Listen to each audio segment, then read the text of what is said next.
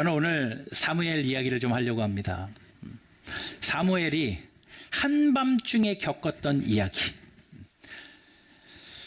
자다가 봉창 두드린다는 이야기 있잖아요. 자다가 일어났던 얼떨결에 경험했던 그 밤 이야기를 통해서 하나님이 사무엘을 부르시는 그 장면 가운데 나를 부르시는 하나님의 음성을 경험하는 이 시간 되기를 소망합니다. 자, 사무엘이 누구예요? 사무엘 하면 제일 먼저 떠오르는 또 하나의 이름이 있습니다. 어머니요. 사무엘 엄마 이름이 뭡니까? 한나입니다. 한나가 결혼한 지 몇 해가 지나도 아이를 갖지 못하자 하나님 앞에 울며 기도해요. 전에 나와서 울며 기도합니다. 뭐 울 이유야 많겠지만 그래도 제일 첫 번째 기도 제목은 그거 아닙니까? 하나님 나에게도 자녀를 주십시오.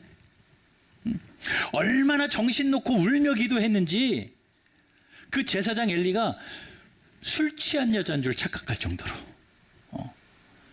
술 취한 여자로 착각할 정도로 그냥 정신없이 하나님 앞에 느끼며 울었던 그 여자가 한나입니다. 근데 성경을 읽어보니까요, 하나님께서 한나의 기도를 들으시고 한나를 기억하사 한나의 태를 여십니다. 그리고 아이를 선물로 주세요. 하나님이 기억하셨다가 태를 여시고 아이를 허락하십니다. 그 아이 이름이 사무엘이에요. 자, 그러니 이렇게 생각해 보세요. 사무엘은요, 나는 순간이 엄마의 기도 응답이에요. 맞잖아요. 태어나면서부터 어머니의 기도 응답으로 태어난 사람 사무엘입니다. 얼마나 멋있어요. 그 인생의 출발이요. 자기가 선택할 수 있는 것 아닌데 어머니의 기도가 그를 그렇게 출생하게 만들었어요. 너무나도 멋집니다. 그렇게 태어난 것뿐만 아니라요, 그의 자라나는 과정을 보면요, 성경에 이렇게 증거하고 있습니다. 앞장인 2장 21절. 2장 21절 한번 보겠습니다. 자, 여호와께서 한나를 돌보사 그로 하여금 임신하여 세 아들과 두 딸을 낳게 하셨고, 그 다음에 아이 사무엘은 여호와 앞에서 자라니라. 자, 기도 응답으로 출생했어요. 자라나는 과정에 어떻게 자랐다고 성경은 이야기합니까? 여호와 앞에서 자랐다. 하나님의 눈앞에서 자랐어요.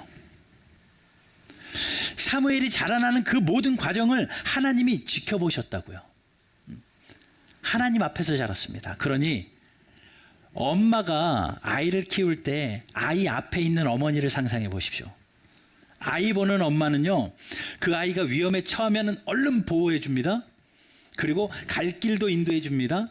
필요에 따라 배고프면 먹을 것도 주고 응아하면 응아도 닦아주고 그의 앞길을 인도해 줍니다. 이게 엄마 앞에서 자라는 아이들이에요. 하나님 앞에서 사무엘이 자랐다는 건요, 하나님이 그를 책임지셨다는 겁니다. 필요를 채워주셨어요. 그리고 그의 길을 인도해 주셨어요. 너무 멋있습니다. 기도 응답으로 출생한 그가 자라면서 하나님 앞에서 자랐어요. 여호와 앞에서. 그뿐만 아닙니다. 26절 한번 보십시오. 2장 26절 보면 같이 읽어볼까요? 시작. 아이 사무엘이 점점 자라매 여호와와 사람들에게 은총을 더욱 받더라. 점점 자랍니다. 어디서요? 여호와 앞에서. 하나님 앞에서 점점 자라면서 한 가지 특징이 있었는데, 하나님과 사람들에게 은총을 받아요. 하나님 앞에 인정받는 사람으로 자랍니다. 하나님 앞에 은총을 받는, 하나님의 사랑을 받는 사람으로 자라요. 그뿐만 아닙니다. 주변에 있는 사람들에게도 사랑받고 은총받고 자라는 아이가 사무엘이에요. 어디서 많이 본 구절 같지 않나요?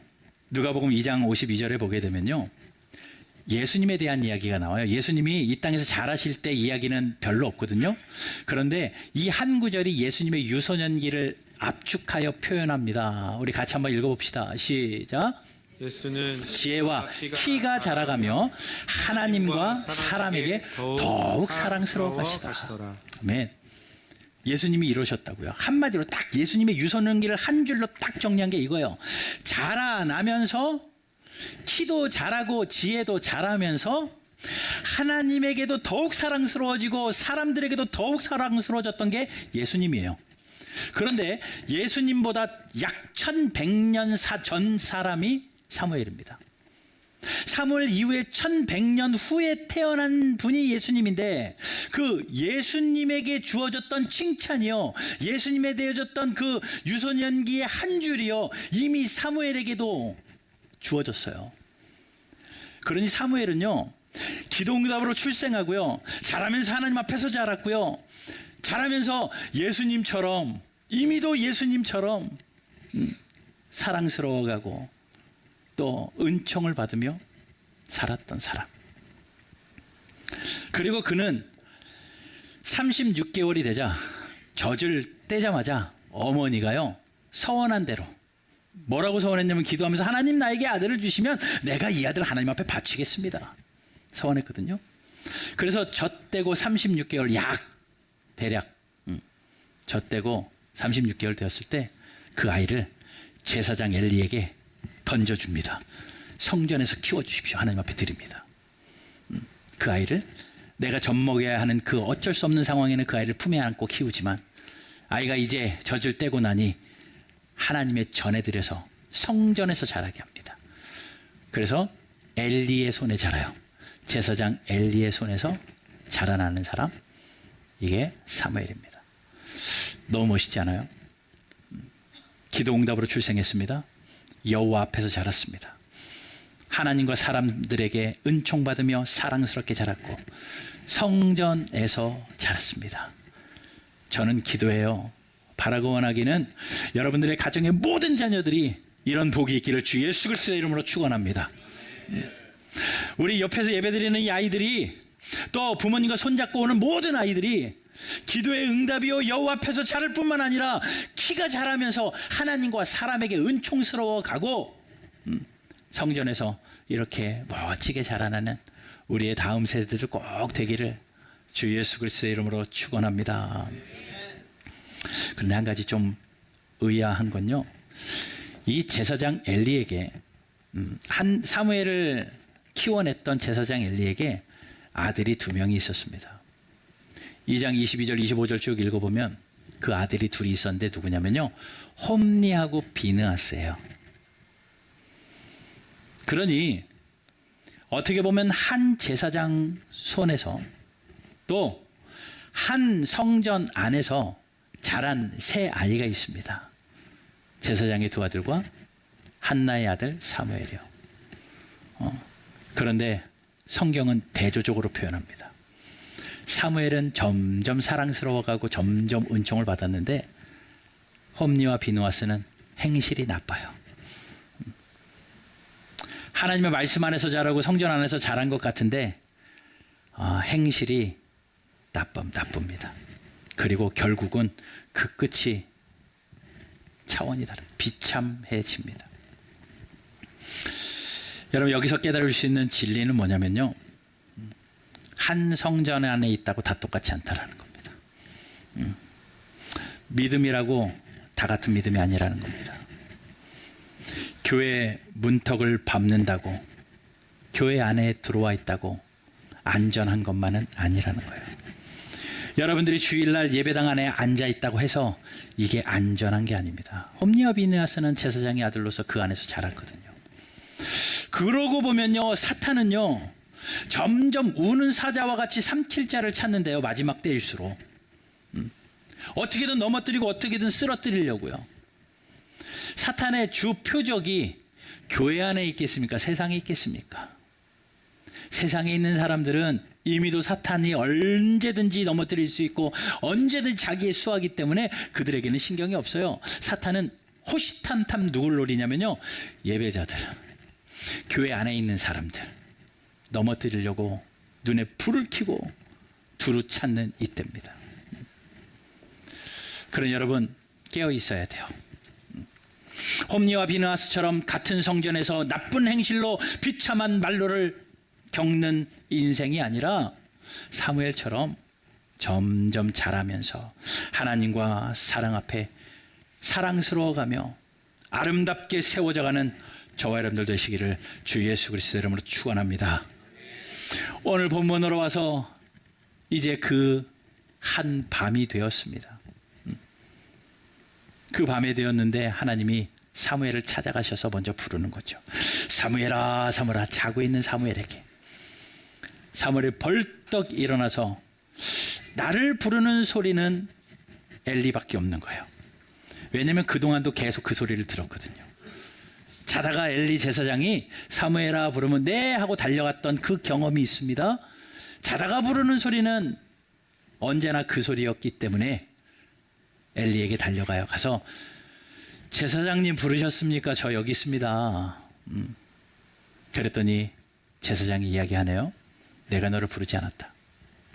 가서 자거라. 처음에는 아마도 사무엘이 꿈일 거라고 착각했을 거예요. 내가 뭘 잘못 들었나. 다시 가서 잡니다. 그런데 또 그 소리가 두 번째 들립니다. 6절 보십시오. 여호와께서 다시 사무엘을 부르는 또 부릅니다. 사무엘아. 같은 날 밤에 또 부르십니다. 사무엘이 벌떡 일어나서 또 엘리에게로 가요. 그 밤에 나를 부르는 사람은 엘리밖에 없으니까 또 갑니다. 가서 이야기합니다. 당신이 나를 부르셨기에 제가 여기 있습니다. 말씀해 주십시오, 제사장님이라고 이야기하니 엘리가 그렇게 이야기합니다. 내가 너를 부르지 아니하였으니 다시 누우라. 그래서 또 가서 누웠죠. 또 잠들만 했는데 또 이 소리가 들려요. 8절 보십시오. 여호와께서 세 번째 사무엘을 부르시는지라. 또 달려가서 엘리에게 제사장이 부르셨습니까? 아니, 내가 너를 부르지 않았다. 이 일이 3번 반복됩니다. 좀 답답하지 않아요? 하나님이 부르시는데 못 찾아요. 못 알아들어요. 하나님이 부르시는데 자꾸 제사장님이 가서 저 부르셨어요? 저 부르셨어요? 이 일이 반복되고 3번이나 그날 밤에. 왜 그랬을까? 첫 번째는 시대적인 배경을 봐야 됩니다. 오늘 본문 1절에 이렇게 이야기하거든요. 아이 사무엘이 엘리 앞에서 여호와를 섬길 때에는 엘리 앞에서 사무엘이 자라나는 그때에는요, 뭐라고 이야기했냐면요. 같이 읽어봅시다. 여호와의 말씀 시작. 여호와의 말씀이 희귀하여 이상이 흔히 보이지 않았더라. 네, 한마디로 그때가 어떤 시대라고 말하냐면요, 여호와의 말씀이 희귀했대요. 잘 들리지 않았대요. 그리고 이상도 흔히 보이지 않았대요. 여호와의 말씀이 하나님의 종들에게 크게 들렸었거든요. 모세야라고 부르시는 부르심 앞에 불 가운데 하나님이 나타나셔서 그 환상도 이상도 봤거든요. 아브라함을 부르실 때는 너는 본토 친척 아버지 집을 떠나라 라고 부르는 하나님의 음성을 그는 크게 들어서 그렇게 반응도 했었거든요. 이삭도 부르시고 요셉도 부르시고 그렇게 부르셨던 하나님이 이제 말씀이 희귀해진 거예요. 희귀해졌어요. 그리고 그렇게 이상이 보였던 그 환상이 있었던 그것이 다 사라지고 희귀한 시대가 되었다. 흔히 보이지 않는 시대가 되었다라고 말합니다. 왜 그럴까요? 하나님은요, 자신을 스스로 보이시는 분들입니다.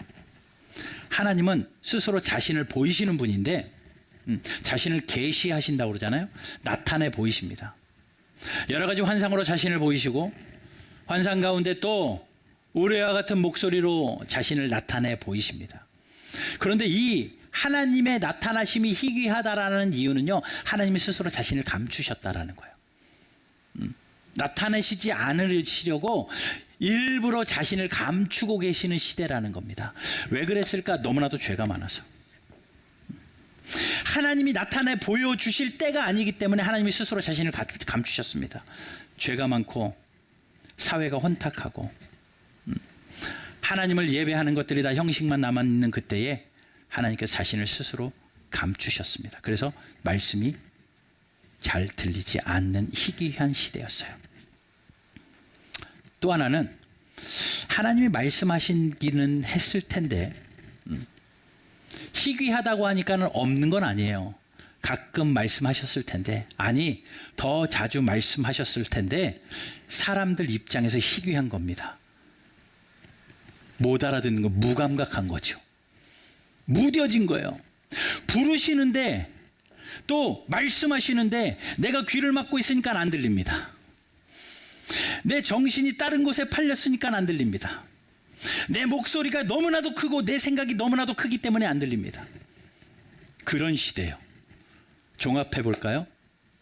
하나님이 스스로 감추셔가지고 잘 나타내시지도 않았던 시대고, 사람들이 자기 생각이 너무나도 커져가지고 너무나도 암흑한 영적인 암흑한 시대였기 때문에 하나님을 깨닫지 못하는 시대. 그때가 사무엘이 자라나는 시대입니다. 영적인 암흑기. 저는 이 부분을 읽으면서 지금 우리가 살고 있는 이 시대도 별반 다르지 않다라고 생각합니다. 아무리 교회들이 커지고 성도의 숫자가 늘어나고 수많은 선교사들을 파송하고 있는다고는 해도, 세계에서 좀 리드하는 교회들과 지도자들이 우리나라 이 땅에 많다고는 해도 영적으로 무뎌진 암흑기는 사실인 것 같아요. 하나님이 스스로 감추고 계시는 시대인 것 같고, 아니 하나님이 여전히 말씀하고 계심에도 불구하고 내 귀가 막히고 내가 너무나도 영적으로 무감각해져서 하나님의 소리를 듣지 못하는 시대, 바로 이 시대다 라고 생각됩니다. 그러면 하나님이 일을 안 하시는 걸까요? 하나님이 쉬고 계시는 걸까요? 하나님이 여러분들을 부르시지 않는 걸까요? 저는 확신합니다. 사무엘을 부르셨던 하나님, 모세와 아브라함을 부르셨던 하나님, 예수님의 12명의 제자를 부르셨던 하나님, 바울을 부르셨던 그 하나님은요, 지금도 부르십니다. 지금도 여러분 한 분 한 분 이름을 부르십니다. 사랑하는 누구야? 사랑하는 누구야? 그런데 왜 그 부르심이 들리지 않고 반응이 안 되는 줄 아십니까? 하나님이 스스로 감추고 계시는 시대이기 때문에, 아니면 내가 너무나도 다른 생각들과 다른 소리들로 내 정신이 다 팔려서 하나님의 소리를 듣지 못하기 때문에. 여러분, 사무엘이 하나님이 3번이나 부르시는데 그래도 사무엘은 불을 들을 법도 하지 않아요? 기도응답으로 출생했잖아요. 하나님 앞에서 자랐잖아요. 성전에서 자랐잖아요. 그러면 하나님의 소리 정도는 캐치할 수 있을 만한 남들보다 차원이 다른 사무엘인데, 성경은 사무엘이 하나님이 부르시는 그 소리를 듣지 못한 이유가 이것이다 라고 정확하게 7절에서 얘기하고 있습니다. 7절 가볼게요. 7절 같이 읽습니다. 시작. 사무엘이 아직 여호와를 알지 못하고 여호와의 말씀도 아직 그에게 나타나지 아니한 때라. 왜 몰랐다고 합니까? 사무엘이 아직 여호와를 알지 못했기 때문에. 아직 여호와를 알지 못했기 때문에. 아니, 여호와를 모르다니요. 기도응답으로 출생했는데요. 아니, 하나님 앞에서 자랐다면서요. 하나님 알아야죠. 하나님 앞에서 자랐다면서요. 점점 하나님 앞에 은총을 받으며 자랐다면서요. 제사장의 손에서 성전에서 자랐다면서. 그런데 어떻게 하나님을 몰라요? 그런데 성경은요, 아직 몰랐대요. 그건 무슨 이야기냐? 교회 안에 있어도 하나님 모르는 사람 태반이에요. 여기서 알다라는 단어가요, 창세기 4장에 제일 먼저 나오거든요. 언제 이 단어가 쓰이냐면요, 아담과 하와가 동침하여 부부가 되어지는 그 장면에서 알다라는 단어가 쓰여집니다. 그 말은 이겁니다. 머리로 아는 건 아는 게 아닙니다. 지식적으로 아는 건 아는 게 아닙니다.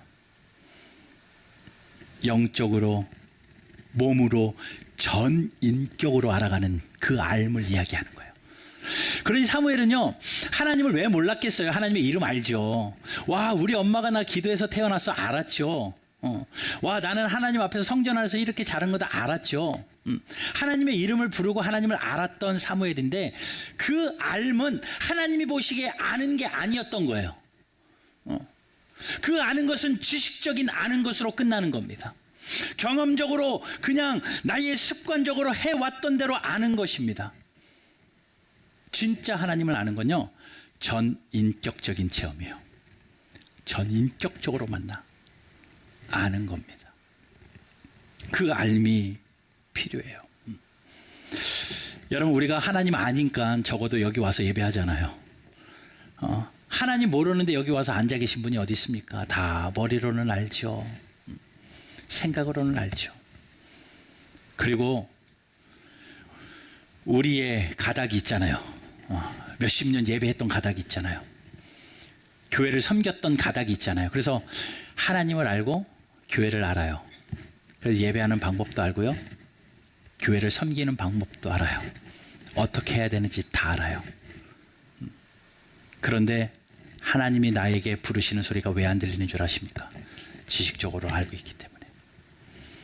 우리가 먼저 해결해야 될 건요, 전인격적인 알아감이 필요합니다. 하나님을 전인격적으로 알아야 돼요. 사무엘은 아직 그게 안 됐어요. 아직 하나님을 몰랐습니다. 그리고 여호와의 말씀도 아직 그에게 나타나지 않았어요. 하나님이 아직 그에게 전인격적으로 만나주시는 그러한 상황이 아니었기 때문에 사무엘이 몰랐다고요.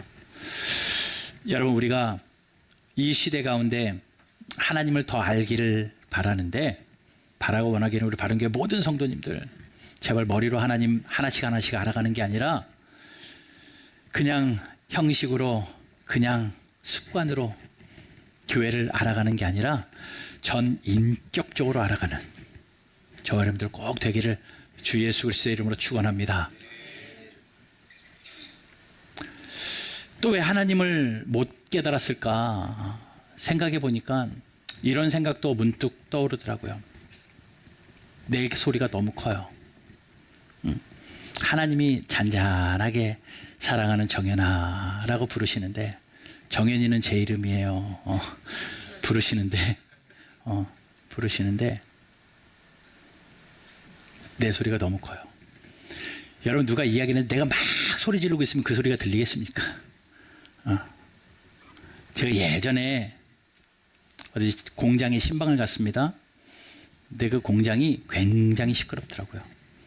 막 위험하고 시끄럽고 그 공장 안에 신방 들어갔어요. 근데 도저히 기도를 못 하겠어요. 너무 시끄러워서. 말소리가 안 들려요. 옆에 있는 사람 누구야 불러도 그 공장 소리 때문에 하나도 안 들려요. 그런 깨달음을 얻습니다. 주변이 너무 시끄러우니까 하나님의 소리가 들리지 않는구나. 주변이 너무 시끄러우니까 하나님의 소리가 들리지 않는구나.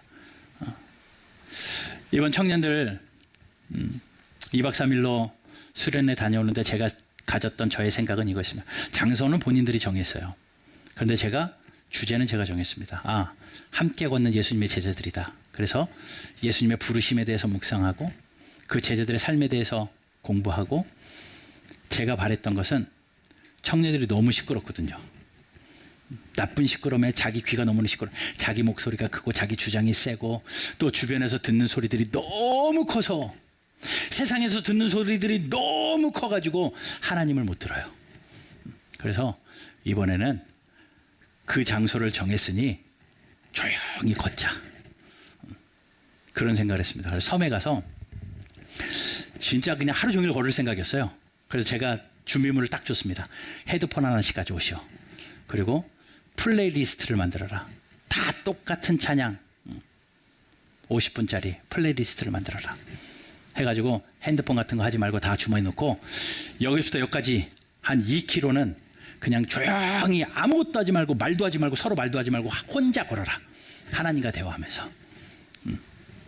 그리고 여기서 여기까지는 한 2km는 그냥 귀에다 꽂고 플레이리스트 준 거 그 찬양만 들으면서 걸어라. 그리고 여기서부터 여기까지는 내가 두씩 짝주 줄 테니까는 기도 제목 나누면서 길 가던 예수님 제자 생각하면서 걸어라. 그래가지고 하루 종일 걸을 생각이거든요. 그런데 폭풍우가 와가지고 배가 안 뜨는 밤에 다 취소된 거예요. 그래도 그럴 수는 없어서 가자 해가지고 위험하게 차에다 올라타고, 아까 영상 봤듯이 논으로 갔습니다. 밭으로 갔습니다. 귀에다 이어폰 꽂으시오 하고 한 시간 동안 혼자씩 뭐 벌벌 떨면서 다 걸었어요. 절대 둘이 마주치지도 말고 둘이 대화도 하지 말고 한 시간 동안은 각자 너는 일로 너는 일로 찬양만 들어라. 즉 나를 향한 하나님의 음성으로 들어라. 귀에다 이어폰 꽂고 아마 그런 일이 그렇게 흔치 않을 것 같아요. 조용히 그냥 혼자 눈길을 걸으면서 찬양 들으면서 한 시간 보내고 그 카페에 모여가지고 다시 대화를 한 거예요. 목적은 그거였습니다.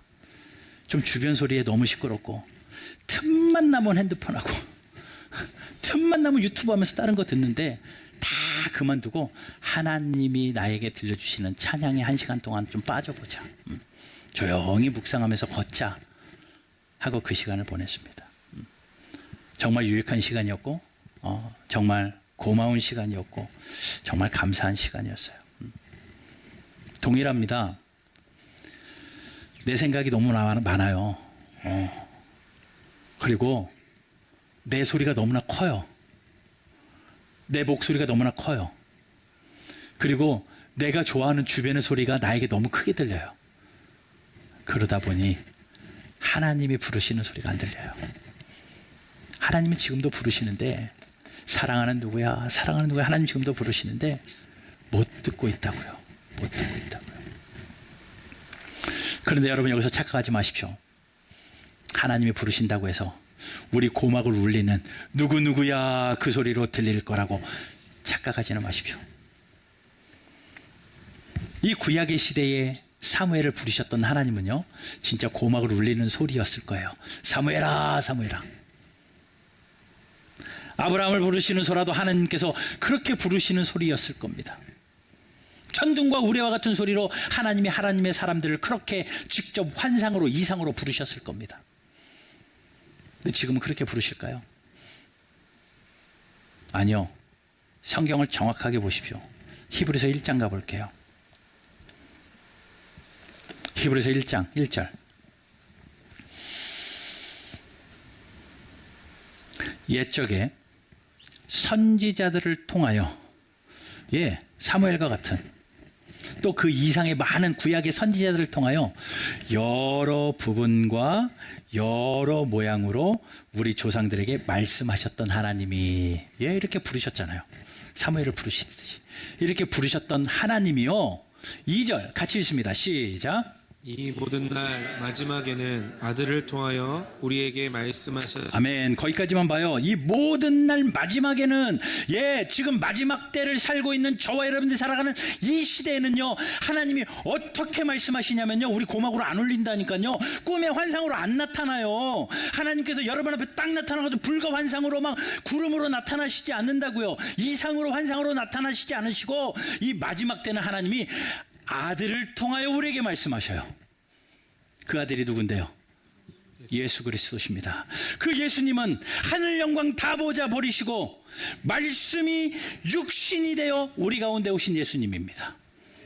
그러니 그 예수님은 말씀이십니다. 요한복음을 1장을 잘 읽어보십시오. 말씀이에요. 예수님이 말씀입니다. 그러니 마지막 때는 하나님이요 말씀을 통하여 말씀해 주신대요. 말씀을 통하여 여러분을 부른다고요. 눈 감고 백날 있어봐야 하나님 부르시는 음성이 들리지 않습니다. 환청일 뿐입니다. 성령 운동자들의 그런 이야기일 수 있습니다. 그러나 말씀을 통하여 여러분들을 지금도 부르십니다. 그러니 말씀 덮어놓고 말씀 한 절도 읽지 않고 하나님의 음성이 안 들린다고요? 당연히 안 들리죠. 말씀은 하등의 관심도 없고 하나도 읽지 않으면서 하나님이 살아계시네 안 계시네. 하나님이 안 살아계시죠. 말씀을 읽지 않는 사람에게 어떻게 하나님이 살아계십니까? 말씀을 펴고 읽을 때 이 말씀을 통하여 하나님이 나를 부르시는 음성도 들리고 이 말씀을 통하여서 살아계신 하나님도 경험하고 그러면서 하나님을 알아가는 거예요. 전인격적으로 하나님을 알아갑니다. 그럴 때 하나님이 나를 지금도 부르시는 하나님 앞에 우리는 반응할 수 있는 거거든요. 여러분 제자 훈련하기로 제가 마음 먹고 또 계속 이렇게 광고하는 이유는 이 말씀 훈련입니다. 말씀 펴는 것도 훈련 안 되면 펴지지 않더라고요. 읽는 것도요, 훈련 안 되면 읽어지지 않더라고요.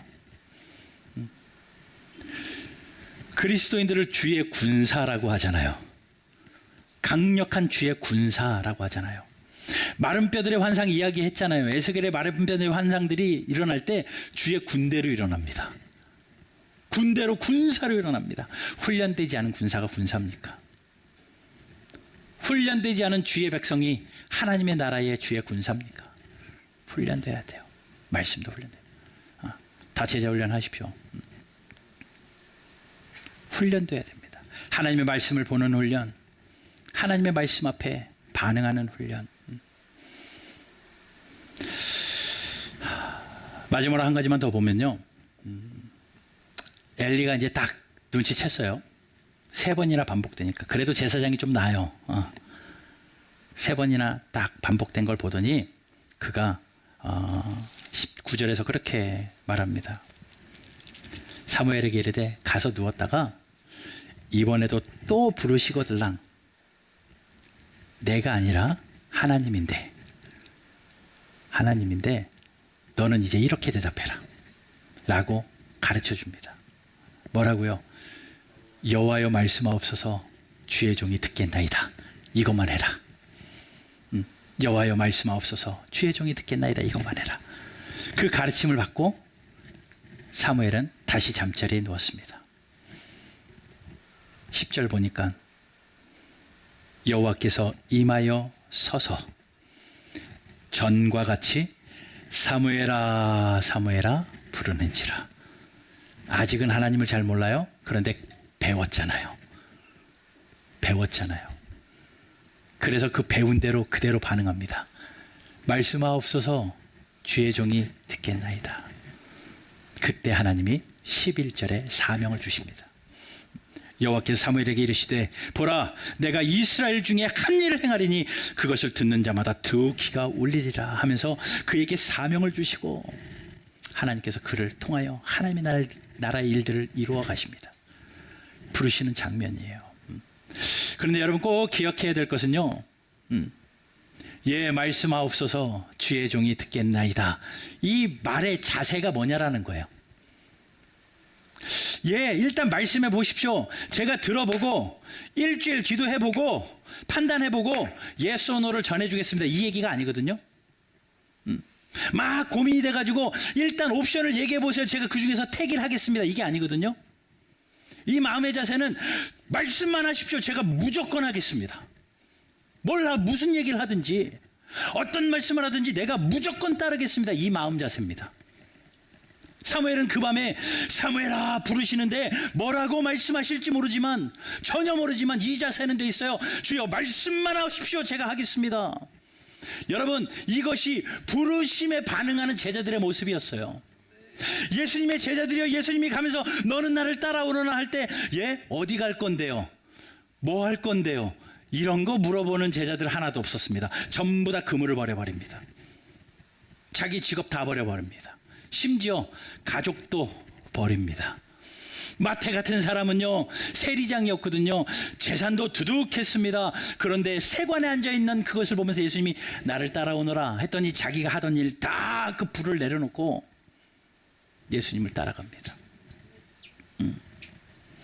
이게 예수님을 부르심을 제대로 아는 사람들의 반응이에요.